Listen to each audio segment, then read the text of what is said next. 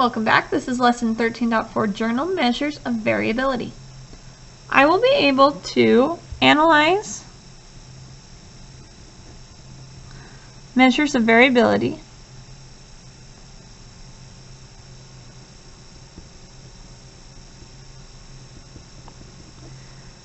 to realize situations and use them to describe and analyze data.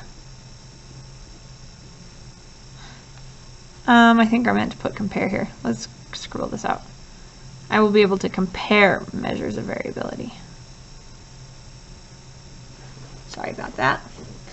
Alright, let's talk about our vocab. We've done all of these on our big sheet, so we'll just review real quick. Variability is how spread out data is. The more variability, the more choice there is in there. The smaller the variability, the more consistent the data is. Range is the difference between the highest value and the lowest value in a data set. Interquartile range is the difference between the upper quartile and the lower quartile. And the mean absolute deviation is the average distance from the mean. So we find the mean, find out how far every number is from the mean, and then we find the mean of those distances. But all three of these tell me how spread out data is. The bigger the number, the more spread out the data is.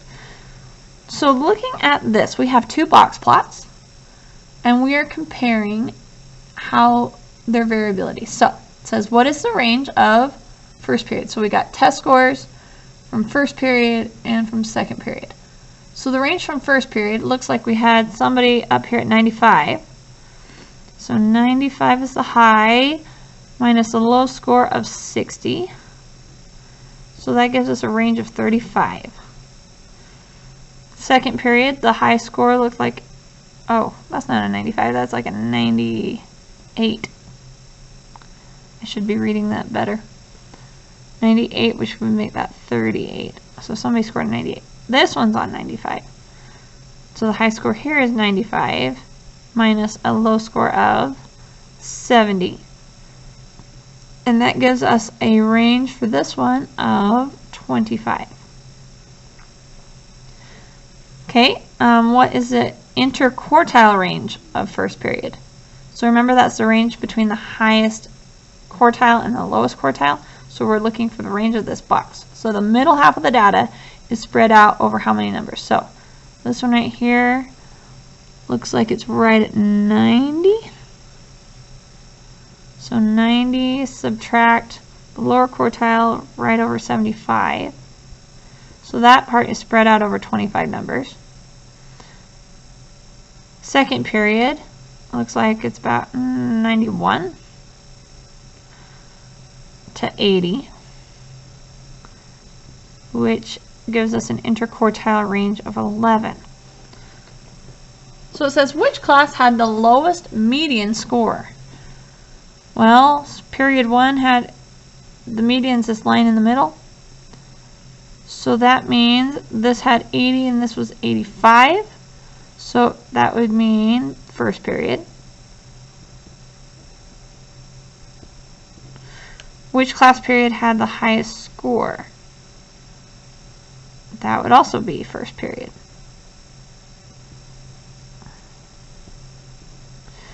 Which class had the least variability? Why? Well, if we're comparing the range and the interquartile range, the least variability is the least spread out. We can see that right here. This is far less spread out than this one. So that would be second period. How can we prove it? Because both the interquartile range, so both the I, Q, R, and the range are smaller than those from first period.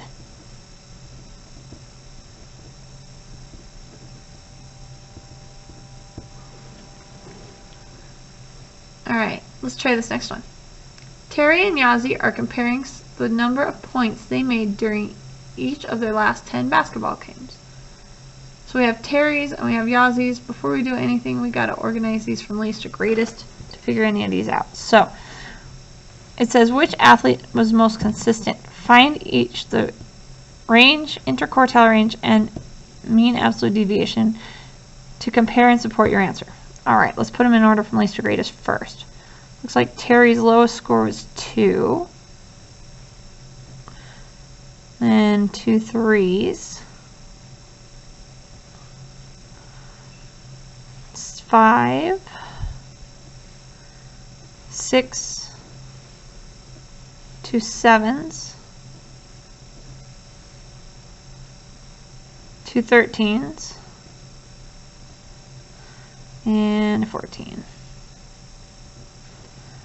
Yazzie's score, we have 5, 6, 6, 6, a 7, 3 eighths, a 9, and a 10.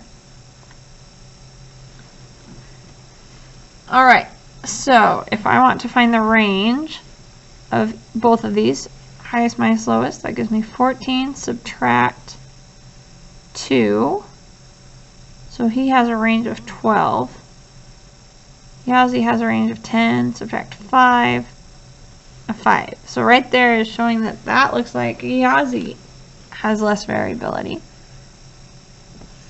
Interquartile range, I can't do that till I have the quartiles.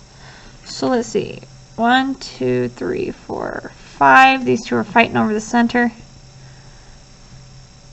And then my lower quartile will be the middle of the lower half and the middle of the upper half. So we have upper quartile, which would be 13, minus the lower quartile, which would be 3.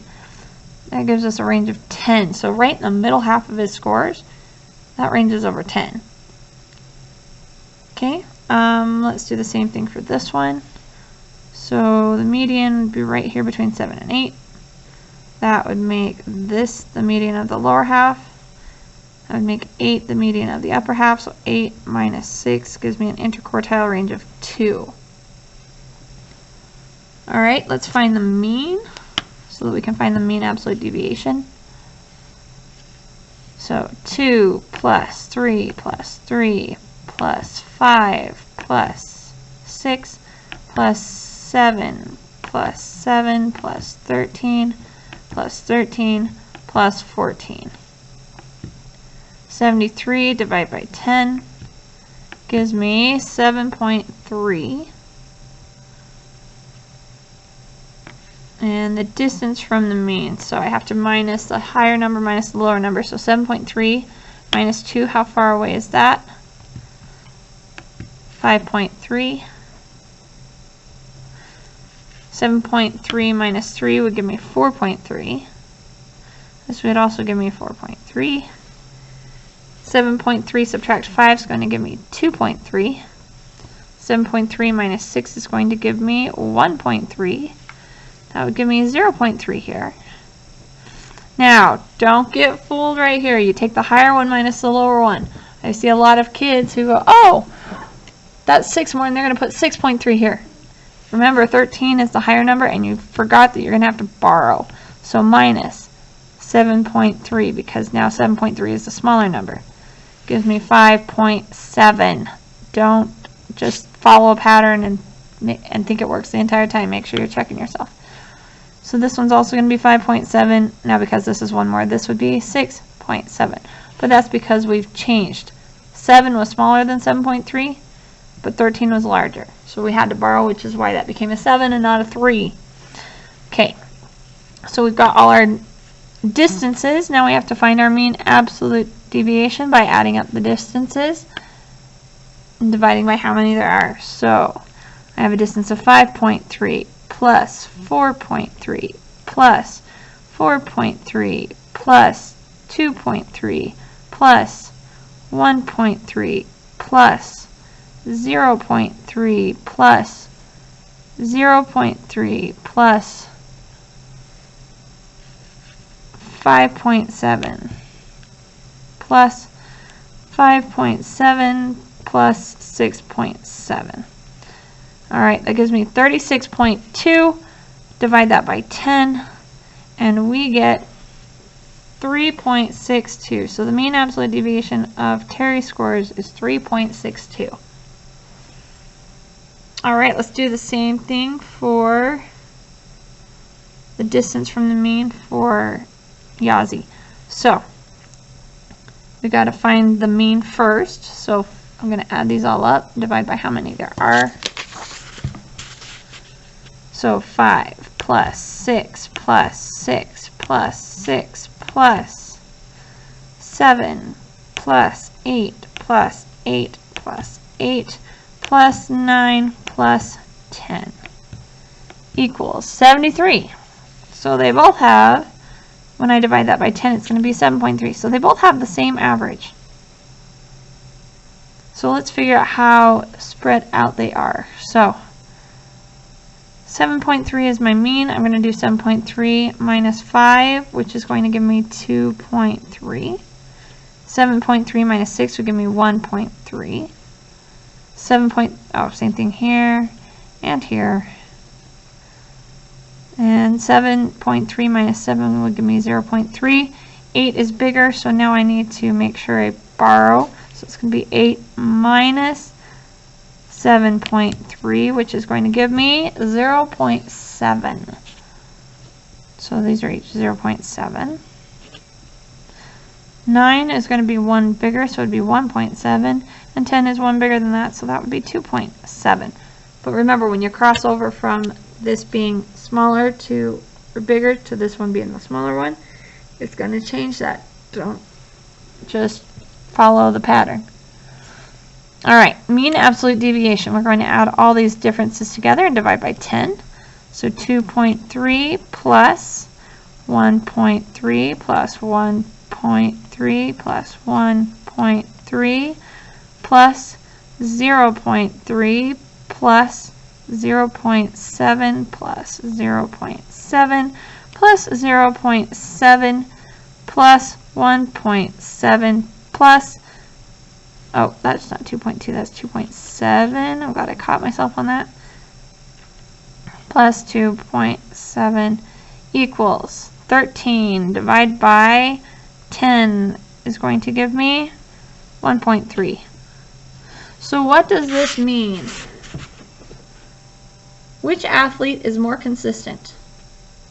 Looking at all of these, the range right here is smaller, the interquartile range is smaller, and the mean absolute deviation is smaller. We have 3 things that point to Yazzie's scores being less spread out than Terry's.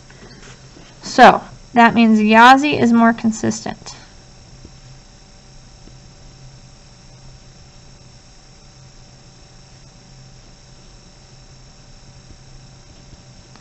Because all 3 measures of variability are smaller than Terry's.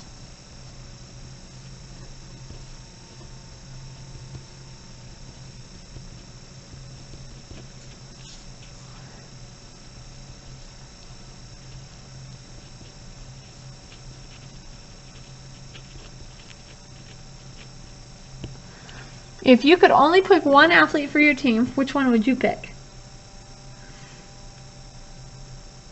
Why? So it looks like Terry has some high scores there, but Yazzie seems to be more consistent. Which one would you choose? I want you to give me your reasoning, and then rate yourself on this concept 0, 1, 2, 3, or 4. Take a picture and turn it in on Google Classroom.